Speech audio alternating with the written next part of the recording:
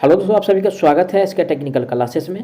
तो चल दोस्तों, आज बात करेंगे TG2 न्यू एक्सेप्टेड क्वेश्चंस 2023 और आज का जो कि चैप्टर है यानी कि fundamental of AC system. Fundamental of AC system के सभी MCQ को करेंगे जो इस बार TG2 में पूछा जाएगा। तो आप लोग वीडियो में इन तक जरूर बने रहिएगा।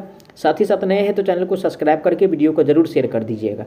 आज का सबसे पहला प्रश्न दिया हुआ है, इससे पहले आप लोग डिस्क्रिप्शन को जरूर चेक कर लीजिएगा क्योंकि उसमें यानी कि व्हाट्सअप का, टेलीग्राम का, इंस्टाग्राम का, फेसबुक का सभी का लिंक मिल जाएगा। आप लोग सभी को फॉलो कर लीजिए, बारी बारी से सभी पे नोटिफिकेशन मिलता रहेगा। तो चलिए आज का सबसे पहला प्रश्न से स्टार्ट करते हैं। आज का सबसे पहला प्रश्न दिया हुआ है, समानांतर क्रम में दो संधारित्र की कुल धारिता ज्ञात की जाती है। यानी कि समानांतर में कार्य है, किसमें कार्य यानी कि समानांतर में कार्य यानी कि पैरेलल में, ठीक है, समानांतर में। और जब यानी कि कैपेसिटर हो और जब संधारित्र के केस में समानांतर में है तो क्या करना है उसको यानी कि श्रेणी में यानी कि हमको बनाना है। तो चलिए ऑप्शन पर तो ए में कार्य यानी कि श्रेणी में दो प्रेरित के समान, ठीक है भाई, ये तो होगा ही। और सी में कार्य यानी बी में कार्य यानी कि समानांतर में दो प्रेरित, तो समानांतर में नहीं होगा। जब यहाँ पर कार्य समानांतर तो यहाँ पे श्रेणी हो जाएगा आंसर वाला, और जब यहाँ पे श्रेणी रहता तो आंसर वाला जो होता है यानी कि समानांतर वाला होता है। तो ये ध्यान रखिए, ये ट्रिक है, ठीक है। तो यानी कि दो संधारित्र कार्य है, उसका कुल यानी कि जो धारिता होगा तो श्रेणी में यानी कि दो प्रेरित के समान होगा, जो कि ए में दिया हुआ है। राइट आंसर की बात किया जाए तो ऑप्शन ए सही हो जाएगा। जबकि यहाँ पे समानांतर, यहाँ पे अगर श्रेणी रहता, यहाँ पर श्रेणी रहता तो आंसर जो होता यानी कि दो समानांतर की दो प्रेरित यानी कि समान होगा समानांतर में, तो ऑप्शन नंबर इसका बी सही हो जाता है। लेकिन इसके हिसाब से ऑप्शन ए सही हो जाएगा, ठीक है। चलिए आगे बढ़ेंगे नेक्स्ट क्वेश्चन पे। नेक्स्ट क्वेश्चन आज का है, निम्नलिखित में से कौन सा एक कैपेसिटर की भांति है, यानी कि कैपेसिटर के भांति, ठीक है। ए में दिया हुआ है, ए में कह रहा है यानी कि सिरोपरी लाइन के दो चालक तार, ठीक है। तो भाई यानी कि two conductor wire of overhead line, ठीक है। बी में दिया है प्रतिरोध के दो सिरे, तो प्रतिरोध के दो सिरे नहीं होगा। और सी में दिया है समानांतर के दो प्रेरित, तो समानांतर के दो प्रेरित नहीं होगा। ये जो होगा दोस्तों, एक कैपेसिटर की भांति जो है ये है यानी कि सिरोपरी लाइन के दो चालक, ठीक है। ए में दिया हुआ है, राइट आंसर ऑप्शन इसका ए सही हो जाएगा, ठीक है। सॉरी, अगला प्रश्न आज का दिया हुआ है, अगला प्रश्न है, निम्नलिखित में से किसकी इकाई ओम नहीं है, ठीक है ना। ए में कह रहा है प्रतिरोध, तो प्रतिरोध का इकाई ओम होता है। उसके बाद प्रतिबाधा का इकाई भी ओम होता है और प्रतिघात का इकाई भी यानी कि ओम होता है। लेकिन परिवेशीयता जो दिया हुआ है एडमिटेंस का इकाई जो है ओम नहीं होता है। तो नहीं वाला ही हमको पहचानना था। राइट आंसर जो होगा दोस्तों ऑप्शन इसका यानी कि डी सही हो जाएगा, ठीक है। चलिए आगे बढ़ेंगे। नेक्स्ट क्वेश्चन है, निम्न में से किस में यानी कि सक्रिय शक्ति खपत होगी जब परिपथ शुद्ध हो, यानी कि सक्रिय वाला कह रहा है, कौन सा यानी कि सक्रिय वाला, ठीक है। ए में दिया है यानी कि प्रतिरोध, बी में दिया है प्रेरित, सी में दिया है संधारित और डी में दिया है यानी कि उपरोक्त में से सभी। तो दोस्तों यानी कि ये जो होता है यानी कि प्रतिरोध के केस में, ठीक है, यानी कि रेसिस्टेंस के केस में यानी कि सक्रिय शक्ति खपत होगा जब, ठीक है, जब परिपथ शुद्ध हो। तो राइट आंसर जो होगा दोस्तों ऑप्शन इसका यानी कि ए सही हो जाएगा। अगला प्रश्न आज का दिया हुआ है, दो कुंडलियों के बीच युग्मन गुणांक 0.5 से कम है, यह कुंडलियां परस्पर है। ए में कार्य यानी कि ढीला संयोजन, कितना कार्य यानी कि 0.5 से कम कार्य। और जब 0.5 से कम होगा तो यानी कि इसका जो संयोजन होगा दोस्तों, ठीक है, ये यानी कि ढीला संयोजन होगा, जो कि ए में दिया हुआ है। राइट आंसर की बात किया जाए तो ये इसका सही हो जाएगा। बी में दिया है कसा, तो कैसा संयोजन नहीं होगा 0.5 से अगर कम हो तो। चलिए आगे बढ़ेंगे। अगला प्रश्न है, समय नियंत्रक में एक संधारित्र डैश से आवेशित हो जाता है, यानी कि समय नियंत्रक में, ठीक है, यानी कि समय, ठीक है, नियंत्रक में, ठीक है, नियतांक में। और समय नियंत्रक में जो होता है दोस्तों यानी कि संधारित्र, ये आवेशित जो होता है, ठीक है, ये आवेशित होता है आपको लगभग हम बता रहे हैं, ठीक है ना, लगभग जो होता है यानी कि T बराबर जो होता है यानी कि RC होता है, ठीक है। और T बराबर RC जो होता है तो ये जो आवेशित होगा यानी कि 63 पॉइंट यानी कि 5 या 2, ठीक है, 5 या 2 ऑप्शन में रहे वो टिक करना है। ए में दिया है 50, तो 50% ज़्यादा हो जाएगा, 63 पॉइंट यानी कि 2 के आसपास, या 5 अगर रहे तो वो यानी कि प्रेफर करेंगे। राइट आंसर ऑप्शन इसका बी सही हो जाएगा, ठीक है। चलिए आगे बढ़ेंगे नेक्स्ट क्वेश्चन पे। नेक्स्ट क्वेश्चन है, संधारित्र वोल्टा तथा स्रोत वोल्टा बराबर है तो संधारित्र में से डैश धारा प्रवाहित होगा, यानी कि संधारित्र वोल्टा भी और साथ साथ यानी कि स्रोत वोल्टा भी अगर दोनों यानी कि बराबर हो ठीक है, दोनों बराबर हो तो यानी कि संधारित्र में जो धारा होगा वो किस प्रकार का होगा। ठीक है, तो देखिए दोस्तों यानी कि ये धारा जो होगा यानी कि न्यूनतम होगा। ठीक है, यानी कि मिनिमम होगा। क्या होगा, मिनिमम होगा जब दोनों बराबर हो। ऑप्शन किस में दिया है, मिनिमम यानी कि न्यूनतम वाला, ए में कह रहा है यानी कि अधिकतम, तो अधिकतम एक ज़्यादा और एक कम होगा तो यानी कि धारा ज़्यादा होगा, लेकिन दोनों अगर बराबर है तो यानी कि धारा जो होगा यानी कि कम वाला होगा। राइट आंसर ऑप्शन इसका बी सही हो जाएगा। चलिए आगे बढ़ेंगे नेक्स्ट क्वेश्चन पे। नेक्स्ट क्वेश्चन है शून्य और शिखर मान के बीच तात्कालिक मानों की संख्या होती है, यानी कि जीरो और यानी कि शिखर वैल्यू। ठीक है, यानी कि शिखर मान, जीरो और शिखर मान के बीच का है यानी कि तात्कालिक मान की संख्या हमसे पूछ रहा है। और इसका जो संख्या होगा दोस्तों, ठीक है, इसका संख्या होगा आपको यानी कि अनंत, इन्फिनिटी होगा। ठीक है, इन्फिनिटी होगा। ऑप्शन किस में दिया हुआ है, ऑप्शन बी में दिया है इन्फिनिटी। राइट आंसर की बात किया जाए ऑप्शन इसका बी सही हो जाएगा। आगे बढ़ेंगे नेक्स्ट क्वेश्चन से 10 एम्पियर धारा पर एक कुंडली 25 जूल की विद्युत चुंबकीय ऊर्जा ग्रहण करती है, इसका प्रेरक मान क्या होगा। ठीक है, प्रेरक मान हमसे पूछ रहा है। यू बराबर क्या दिया है, 25 दिया हुआ है। ठीक है, और आई का जो वैल्यू दिया हुआ है दोस्तों यानी कि 10 दिया हुआ है। ठीक है, तो हम जानते हैं ऊर्जा का जो फॉर्मूला होता है यानी कि ऊर्जा बराबर जो फॉर्मूला होता है 1/2 आई LI² होता है। ठीक है, LI² होता है। ठीक है, तो यानी कि 1/2 और गुना में L का जो वैल्यू है ये हमको क्या करना है यानी कि निकालना है। L का यानी कि वैल्यू जो है निकालना है और गुना में जो हो जाएगा यानी कि 10, I का स्क्वायर है तो 10 और बराबर में यानी कि 25। ठीक है, U बराबर जो होता है 1/2 LI² होता है। तो इसको अगर काटते उठते हैं, ठीक है, काट खूट के जो आएगा L का जो वैल्यू आएगा दोस्तों ये आएगा 0 यानी कि 5 हर्ज आएगा। कितना, 0.5 हर्ज आएगा। ऑप्शन किस में दिया है 0.5 हर्ज, ऑप्शन बी में दिया हुआ है। राइट आंसर की बात किया जाए ऑप्शन इसका बी सही हो जाएगा। आगे बढ़ेंगे नेक्स्ट क्वेश्चन पे। नेक्स्ट क्वेश्चन से निम्नलिखित में से कौन सा एक ध्रुवित कैपेसिटर है। ठीक है, यानी कि ध्रुवित कैपेसिटर। और दोस्तों यानी कि ध्रुवित कैपेसिटर हमसे पूछ रहा है। और जो ऑप्शन ए में दिया है इलेक्ट्रोलाइट, ठीक है, इलेक्ट्रो यानी कि लाइट जो दिया हुआ है या इलेक्ट्रोलिटिक जो दिया हुआ है, ठीक है, ये जो है यानी कि ध्रुवित कैपेसिटर है। राइट आंसर ऑप्शन इसका ए ही सही हो जाएगा। कौन सा, ए ही सही हो जाएगा इसका।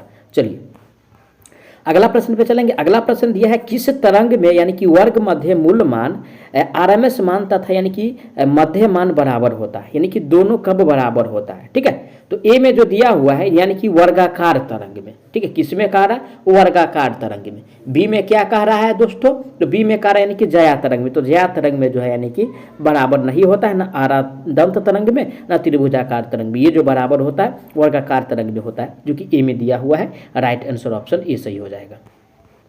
अगला प्रश्न आज का दिया हुआ है श्रेणी क्रम में संयोजित दो कुंडलियों एक दूसरे का विरोध फ्लक्स उत्पन्न करती है, इनका कुल प्रोडक्ट होगा। ठीक है, तो इनका जो कुल प्रोडक्ट होगा यानी कि L1 और प्लस में L2। और विरोध वाला कह रहा है कि इसका क्या कह रहा है, विरोध वाला, तो यानी कि -2m लगा दीजिए। यही ये फॉर्मूला हो गया। ऑप्शन नंबर किस में दिया हुआ है, ऑप्शन बी में दिया हुआ है। राइट आंसर की बात किया जाए ऑप्शन इसका यानी कि बी सही हो जाएगा। ठीक है, चलिए आज का अगला प्रश्न है AC वोल्टेज से जुड़े एक शुद्ध संधारित्र में 50 वाट शक्ति की खपत होती है, इसका कारण है, यानी कि कारण बताना है। ए में दिया हुआ है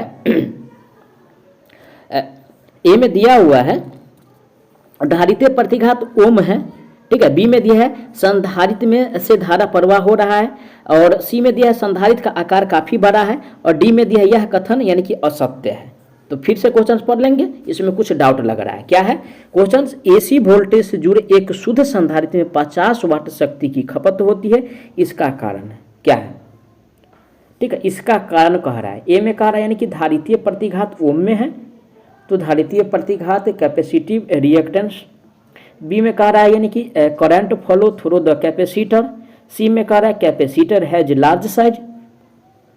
तो दोस्तों यानी कि इसका कोई निष्कर्ष ही नहीं निकल रहा है। ठीक है इसका यानी कि कोई निष्कर्ष ही नहीं निकल रहा है। तो यानी कि देखिए इसका सीधा जवाब है यानी कि शुद्ध कैपेसिटर जो होता है यानी कि शक्ति का खपत नहीं करता। क्या, यानी कि शक्ति का खपत नहीं करता है।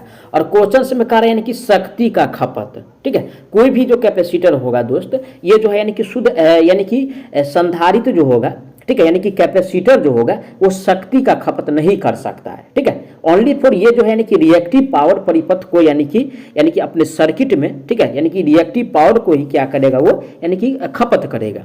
तो ये तो कह रहा है यानी कि शक्ति का, तो शक्ति का खपत नहीं करेगा, इसलिए यानी कि यह जो कथन है यानी कि असत्य है। ठीक है, तो राइट आंसर ऑप्शन इसका डी सही हो जाएगा। देखिए क्वेश्चन थोड़ा यानी कि घुमा के था, वही है कि समझना है, पैटर्न को फॉलो करना है, किस प्रकार का क्वेश्चन है। चलिए आगे बढ़ेंगे नेक्स्ट क्वेश्चन पे। नेक्स्ट क्वेश्चन एक जाया तरंग में ढलान स्थित होता है, किसमें करा यानी कि जाया तरंग में। और देखिए दोस्तों यानी कि जाया तरंग की बात है और वो भी ढलान का, तो 0 से पहले यानी कि क्या होता है यानी कि 90 यानी कि बढ़ जाता है। ठीक है, और उसके बाद 90 से दोस्तों यानी कि 90 से 180 क्या होता है यानी कि घट जाता है। पहले यानी कि बढ़ जाता है, उसके बाद यानी कि घट जाता है। और ये जो स्थिति है यानी कि बार बार होता रहता है, ऐसा नहीं कि स्थिर रहता है। ठीक है, यानी कि जाया तरंग का जो ढलान है कभी भी स्थिर नहीं होता है। ध्यान रखिएगा, क्वेश्चन पूछा जाता है, बार बार पूछा जाता है। यानी कि जाया तरंग का जो ढलान होगा वो हमेशा परिवर्तनशील होता है। ठीक है, यानी कि 0 से 90 जाएगा, बढ़ के फिर यानी कि 90 से 180 घट के आ जाएगा। ठीक है, यानी कि इस क्रम में चलता रहता है, कभी भी वो स्थिर नहीं होता है। ऑप्शन पढ़ेंगे ए में का 0 से 90 के बीच, तो यानी कि स्थिर तो होगा नहीं, कभी भी नहीं होगा, चाहे 90 से 0 से 90 हो या 90 से 180 हो। तो ये भी गलत हो गया और यानी कि सी भी गलत। राइट आंसर जो होगा यानी इनमें से कोई नहीं। आपको आंसर बता दिए हैं कि जाया तरंग का ढलान जो होगा दोस्तों ये कभी भी स्थिर नहीं होता है। अगर इस प्रकार का ऑप्शन है तो टिक करेंगे, नहीं तो यानी कि इनमें से कोई नहीं। ठीक है, राइट आंसर ऑप्शन इसका यानी कि डी सही हो जाएगा। चलिए आगे बढ़ते हैं। अगला प्रश्न आज का दिया हुआ है। ठीक है, अगला प्रश्न कह रहा है यानी कि आरएमएस मान की गणना कैसे की जाती है, किसका यानी कि आरएमएस मान का। ठीक है, यानी कि रूट मीन स्क्वायर वैल्यू का गणना हम कैसे करेंगे।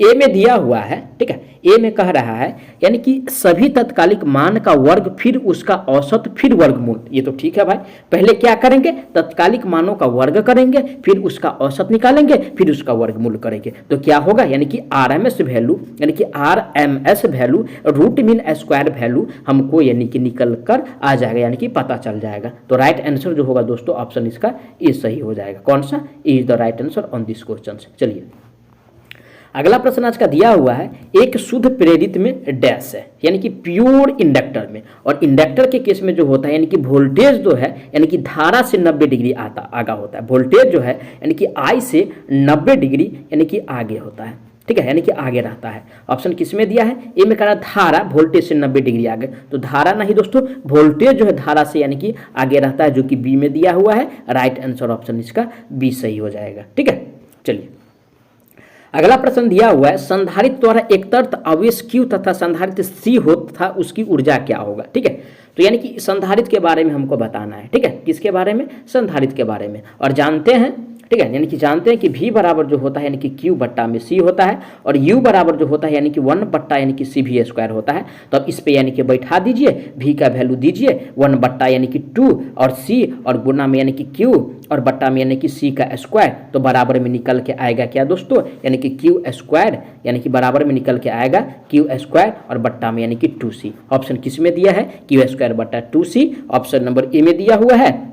राइट आंसर की बात किया जाए तो ऑप्शन इसका ए सही हो जाएगा। देखिए ये सेम फार्मूला ही था, लेकिन इसमें कुछ एक्स्ट्रा ऐड किया हुआ है। ये ऐड किया हुआ यानी कि एनर्जी वाला, तो कंफ्यूज नहीं होना है, ध्यान से समझना है। ठीक है, एक बार में नहीं समझना है, समझिएगा तो फिर दोबारा उसको यानी कि फिर पीछे करके देख लेना है। ठीक है, चलिए अगला प्रश्न आज का दिया हुआ है, कह रहा है कि एक प्रेरित पर जाया तरंग भोल्टता आरोपित की गई है, यदि भोल्टता की आवृत्ति बढ़ती है तथा प्रेरित की धारा डैश है। ऑप्शन ए में कह रहा है यानी कि बढ़ना, बी में कह रहा है घटना, सी में कह रहा है यानी कि वही रहती है, और डी में कह रहा है उपयुक्त में से कोई नहीं।